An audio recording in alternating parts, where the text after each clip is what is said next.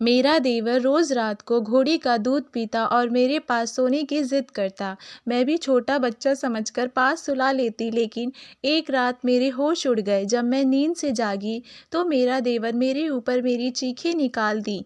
आज फिर मेरा देवर मेरे कमरे में सोने के लिए आ गया था।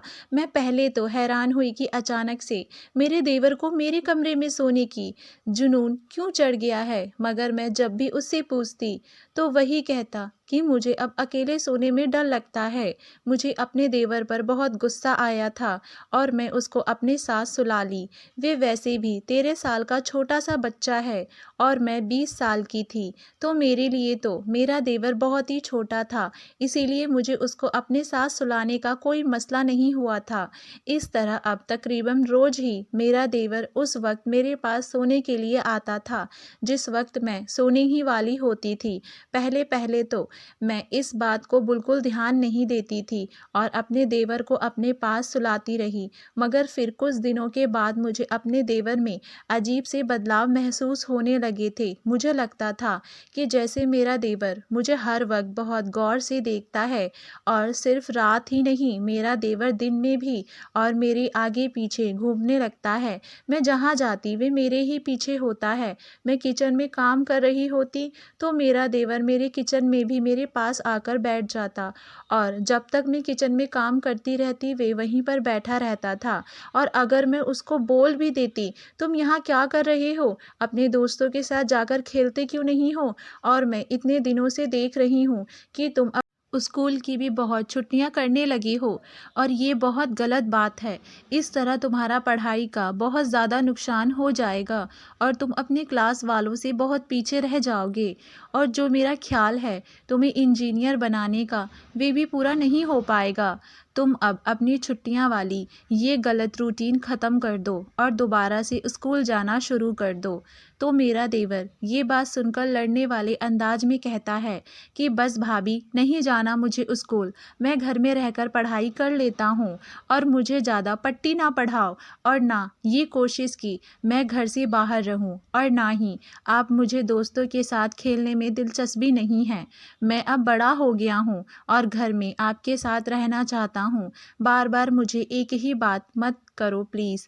मैं अपने देवर की बातें सुनकर हैरान होती और परेशान भी होने लगी थी, क्योंकि वे अपनी आदत, फितरत और रूटीन से हटकर सारे काम कर रहा था, जबकि वे पहले ऐसा नहीं था। वे अपनी पढ़ाई को लेकर बहुत ज़्यादा सीरियस था और दिन रात अपनी पढ़ाई के लिए बहुत मेहनत करता था, और अपनी क्लास में वे सबसे टॉपर बच्चा था। और फिर स्कूल से आकर थोड़ी देर आराम के बाद वे शाम को अपने दोस्तों के साथ खेलता था।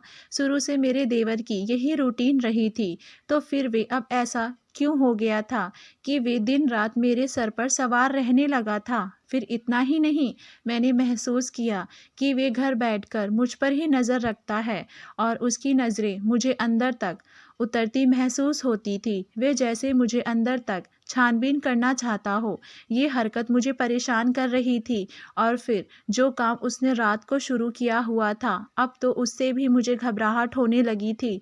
मैं जब भी सोने की तैयारी करती, मेरा देवर मेरे कमरे में आ जाता और मुझे कहता कि मुझे आपके साथ सोना है। पहले तो मैं उसको छोटा बच्चा समझकर पास सुलाती रही, मगर फिर मैंने महसूस किया कि जब वे रात को मेरे पास आता था तो उसकी हरकत बहुत अजीब महसूस होती थी। उसकी आंखें लाल हुई हुई रहती थी और अजीब तबीयत का लग रहा होता था, और उसकी आंखों में भी मुझे कुछ अलग ही महसूस होने लगा था, और ये बात मुझे बहुत परेशान करने लगी थी। अब जब भी मैं अपने देवर से पूछती कि तुमको क्या हुआ है, तुम्हारी तबीयत ठीक नहीं लग रही है, मुझे वे कहता कि नहीं भाभी, मैं ठीक हूँ, बस दोस्तों के साथ अस्तबल में गया था, वहाँ मैं घोड़ी का दूध पी लिया था, इसीलिए तबीयत थोड़ी अजीब सी हो रही है, सुबह तक ठीक हो जाऊंगा। तो मैं उसकी बात पर बहुत हैरान होती और बोलती कि तुम पागल हो, तुम घोड़ी का दूध क्यों पीने लगे हो, जबकि घर में गाय वाला दूध मौजूद है, मत पिया करो घोड़ी का दूध। तो मेरा देवर कहता कि कुछ नहीं होता, बस दोस्तों के साथ हंसी मजाक में पी लेता हूँ, घोड़ी का दूध इतना बड़ी बात नहीं है। मेरा देवर तो इस बात को भी बहुत मामूली समझता था, मगर ये बात मैं सुनकर मैं बहुत हैरान हुई थी। भला इसको क्या ज़रूरत पड़ी थी कि वे घोड़ी का दूध पीने लगा था, और फिर उसकी आखिर किस किस्म के लड़के के साथ दोस्ती हो गई थी। वे घोड़ी का दूध पीने लगा था और इस बात को बहुत मामूली समझता था, मगर मेरा देवर अब बड़ा हो रहा था और मैं उसको किसी भी बात के लिए टोक दूँ तो वे मुझे बुरा मानने लगता, मुझसे लड़ाई करने लगता था। इसीलिए मैं उसको ज़्यादा कुछ नहीं कहती थी, मगर अब कुछ दिनों से उसके रवैया बहुत ज़्यादा बदले बदले से थे। और फिर मैं एक अपने देवर से बहुत डर गई थी। जब आधी रात को प्यास लगने की वजह से मेरी आँख खुली तो मैं देखकर हैरान में पड़ गई थी कि मेरा देवर जाग रहा था और मुझे ही देख रहा था। उसका इस तरह मुझे घूर घूर कर देखना बहुत परेशानी में डाल गया था। मैं अब अपने देवर से बहुत घबराने लगी थी और फिर मैंने उसको एक दिन बोल भी दिया कि तुम अब बड़े हो रहे हो, तुम अपने कमरे में सोया करो। मेरी बात सुनकर वे गुस्से से बोलने लगा कि ठीक है, अगर मैं बड़ा हो गया हूँ तो ये घर छोड़कर ही चला जाता हूँ, फिर आपको मेरी तरफ से कोई परेशानी नहीं होगी। अपने देवर के मुंह से ये बातें सुनकर मैंने फ़ौरन उसको बोला था कि नहीं, तुम घर छोड़ने की बात मत करो। अगर तुमको मेरे साथ ही सोना है तो मेरे साथ ही रहना है तो तुम वैसे ही करो, मैं तुमको कुछ नहीं बोलूँगी, बस ये घर छोड़ने की बात कभी मत करना। तो वे मेरी बात पर चुप हो गया, मगर मैं अब पूरी तरह से परेशान रहने लगी थी। मुझे उसकी हरकतें और उसकी सोच बिल्कुल समझ में नहीं आ रही थी कि फिर वे क्या सोचने लगता था और किन कामों में पड़ गया था कि जिसकी मुझे समझ ही नहीं आ रही थी। मगर उसकी हरकतें मुझे बहुत ज़्यादा अजीब लगने लगी थी। अब मुझे अपने देवर की नज़रें बहुत परेशान करने लगी थी। ना मैं काम करते हुए भी मुझे उसकी नज़र खुद गड़ी हुई महसूस होती थी और वही मेरे पीछे पीछे ही रहता था। और रात होने के बाद जब मैं सोने वाली होती तब भी वे मेरे कमरे में चला जाता था और कहता था कि मैं यहीं सोऊंगा, मगर उसकी हालत अब मुझे बहुत घबराहट में गिरफ्तार करने लगी थी। अब मैं भी रातों में सो नहीं पाती थी और वजह उसके जागते रहने था।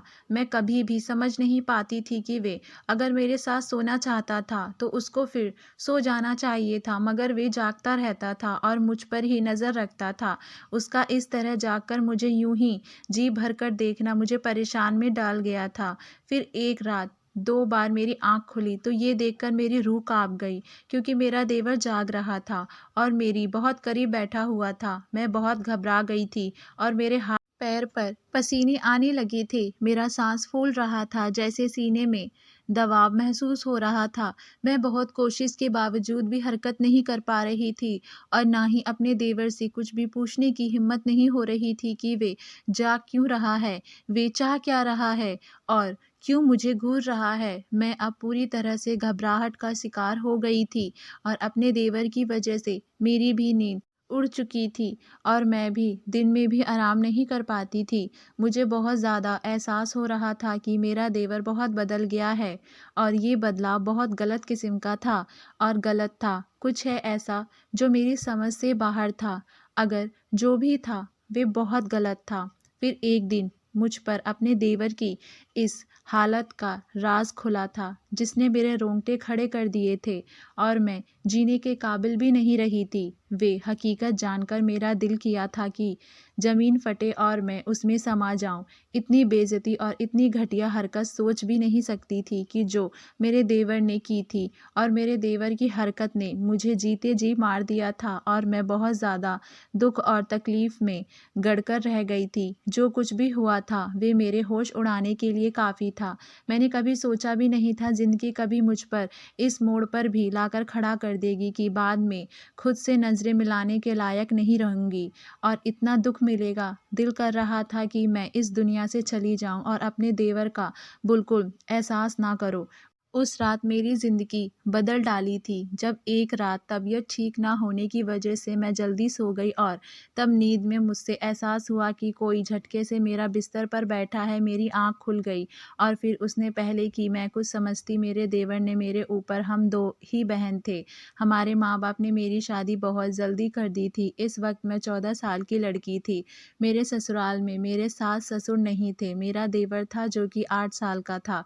मेरे देवर को स्कूल भेजकर माँ बाप अपने किसी जाने वाले के घर किसी के देहांत में गए हुए थे और तभी वापस आते ही मेरी सास ससुर का बहुत बुरी तरह से रोड एक्सीडेंट हुआ और वे दोनों मौके पर ही मर गए थे। दोनों मौके पर मर गए। उस वक्त अपनी क्लास में बैठे पढ़ रहा था जब देवर को प्रिंसिपल ने बुलाया और ये खबर सुनाई थी। ये खबर उस पर बिजली की तरह गिर गई थी। देवर की जैसे कि दुनिया ही गुजर चुकी है।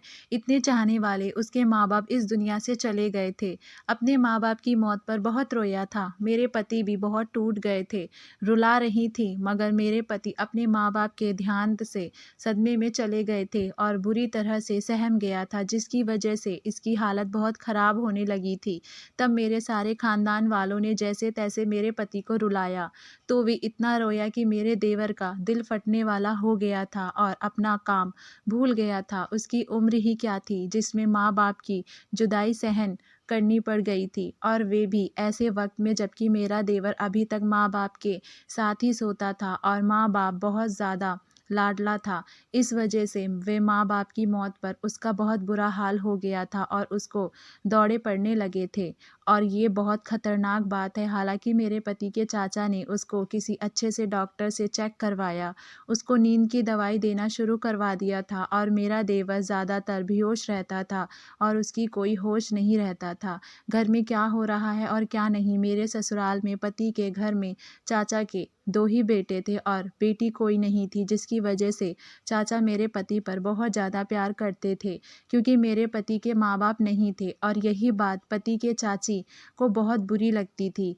जाने उसको मेरे पति से क्या नफ़रत थी। जब भी चाचा मेरे देवर को उठाते तो उसको बहुत ज़्यादा बुरा लगता था और उनको लगता था कि उसके बच्चे का हक था और उनको लगता था कि उसके बच्चों का हक मार रहे हैं। जब चाचा के अलावा चाची के दोनों बेटे भी मेरे पति से बहुत लगाव रखते थे और चाचा से बात करना उनका भी बुरा नहीं लगता था, मगर चाची इस सब की वजह से मेरे पति से नफ़रत करने लगी थी। मगर मेरी सास की वजह से कुछ हक नहीं पाती थी क्योंकि मेरी सास उनके मुकाबले में अमीर रानी की बेटी थी और गवर्नमेंट स्कूल की हेड भी थी। यही थी, हर लिहाज में मेरी सास का पलड़ा चाची से भारी था, जिसकी वजह से चाची मेरी सास से दबी हुई थी। मगर सास ससुर के देहांत के बाद से उनको मौका मिल गया था वे अपने दिल की भड़ास निकालें। इसीलिए जब भी चाचा हमारी तरफ आते तो चाची के भी पीछे से आई और पति को खूब बातें सुनाती थी। मैं अब बच्चा नहीं हूँ, बड़ी हो गई हूँ और अपना और अपने भाई का ख्याल रखा करो और घर में जिम्मेदारी भी खुद उठाया करो। चाची की बातें बहुत दुख देती और चाचा भी चाची की बातों से बहुत तंग होते मगर कुछ कह नहीं पाते क्योंकि फिर चाची बहुत अफसोस करती और चाचा उनको भी नहीं कह सकते थे। वे उनकी पसंद की बीवी थी। अभी मेरे पति अपने माँ बाप की मौत के सदमे से नहीं निकल पाए थे कि अपने भाई की हालत के साथ साथ चाची की तकलीफ वाली बातें और रवैये ने बुरी तरह से तोड़कर रख दिया था और इस वजह से बहुत परेशान रहते थे और दिन रात रोते रहते थे और माँ बाप को बहुत याद करते थे। उनकी ज़िंदगी में हम लोग कितनी अच्छी ज़िंदगी गुजार रहे थे मगर अब अचानक से हमारा तख्ता ही पलट गया और मुझे इस उम्र में ज़िंदगी की खड़ी हुई सच्चाई को झेलना पड़ रहा था। चाचा भी हमारी वजह से बहुत परेशान थे क्योंकि दोनों भाई से बहुत प्यार करते थे, मगर चाची तो मेरे आने की वजह से परेशान होती थी क्योंकि मेरी शादी हो गई थी। चाचा हमारे घर आते थे, हमसे बातें करते, वे दोनों को वक्त नहीं दे पा रहे थे और यही बात उनको बहुत तकलीफ़ देती थी कि उनके बच्चों से दोनों छोटे थे मगर हालात के मारे मेरे पति को अकेला कर दिया था और अब हर आए दिन चाची की नफ़रत बढ़ती जा रही थी। और फिर उस मसले का चाचा ने एक हल निकाला और मेरे देवर को बाहर दूसरे शहर इलाज करवाना चाहते थे। कितने भी पैसे लगे मगर ये बात सुनते ही चाची ने बहुत बवाल मचाया और चाचा से बहुत लड़ाई की और मुझे भी खूब गालियाँ दी और कहा कि ये किसी हाल में नहीं होगा। मगर जब चाचा नहीं माने तो वे रूठकर मायके चली गईं। अब जब तक चाचा अपने फैसले से पीछे नहीं हटेंगे और अपना पोजीशन सही नहीं करेंगे और कहीं शिफ्ट नहीं होंगे, वादा नहीं कर लेते, वे वापस नहीं आएंगी। उनके जाने का चाचा पर बहुत बुरा असर हुआ था क्योंकि वे अपनी बीवी से बहुत प्यार करते थे और अब उनकी बीवी मायके जा बैठी थी और मायके जाने से दोनों बेटे भी बहुत परेशान हुए थे क्योंकि उनको भी माँ के बगैर रहने की आदत नहीं थी। तब मजबूरन चाचा चाची की बात करने का फैसला कर लिया और मेरे नाना को बुलाकर उनकी निगरानी में मेरा घर बिकवाकर हमारा हिस्सा मेरे नाना को दे दिया और अपना हिस्सा लेकर अलग घर खरीद कर वहाँ शिफ्ट हो गए। मगर जाने से पहले चाचा नाना की मौजूदगी में एक ऐसा काम कर गए थे जिसका चाचा को पता भी नहीं था।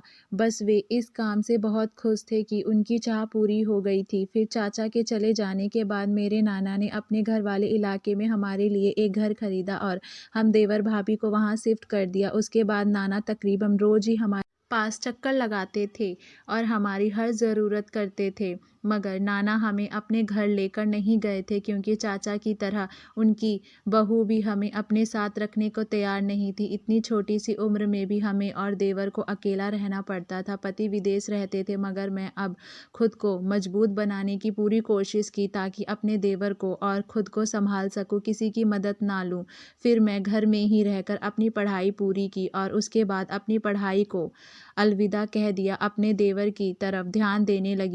देवर की दौरे वाली दवाइयों की वजह से मेरा देवर अपना बचपन तकरीबन खो चुका था। उसको बस माँ बाप ही थोड़ी सी बातें याद थी और वे सब कुछ भूलता जा रहा था और मैं ये भी यही चाहती थी कि वे सब कुछ भूल जाए ताकि उसके दिमाग में तकलीफ़ बिल्कुल ना रहे कि माँ बाप की मौत के बाद चाचा की मजबूरी और चाची के कड़वे लड़ाई उसको याद ना रहें और ना ही वे दुखी हो। बस मैं अपने देवर के दिमाग में ये बात बैठा दी थी कि माँ बाप इसको इंजीनियर बनाना चाहते थे। तब मेरा देवर अपनी पढ़ाई को लेकर बहुत ज़्यादा सीरियस था क्योंकि उसको इंजीनियर बनना था और रुपये पैसे की कोई कमी नहीं थी। मैंने अपना ध्यान अपने देवर पर लगा दिया था पर अब कुछ वक्त से मेरा देवर बहुत बदला सा महसूस होने लगा था और पढ़ाई का भी बहुत शौकीन था।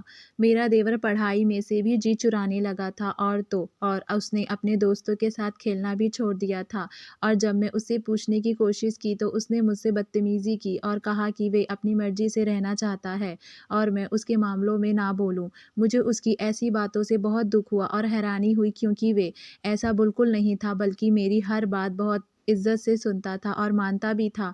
मगर वे मुझे जवाब देने लगा था और सिर्फ इतना ही नहीं, वे रात में मेरे पास सोने की ज़िद करता था। मगर मैंने महसूस किया कि इसकी हालत अजीब होती है और वे सोता ही नहीं था और जब मैं पूछती तो कहता कि घोड़ी का दूध पिया है इसीलिए ऐसी तबीयत हो रही है। मगर उसकी हालत और हरकतों ने मुझे बुरी तरह से परेशान और घबराहट में उलझा दिया था और मैं अपने देवर के ऐसे बदलाव से बहुत डरी हुई रहने लगी थी और अपने पति से फ़ोन करके बोली तो कहता कि उसके इलाज के लिए ही पैसे बनाने आया हूँ। फिर एक रात तो मेरे देवर ने मुझ पर कयामत गिरा दी। जब एक रोज़ तबीयत खराब होने की वजह से मैं जल्दी सो गई थी तभी मुझे नींद में महसूस हुआ कि कोई मेरे बिस्तर पर बैठा है।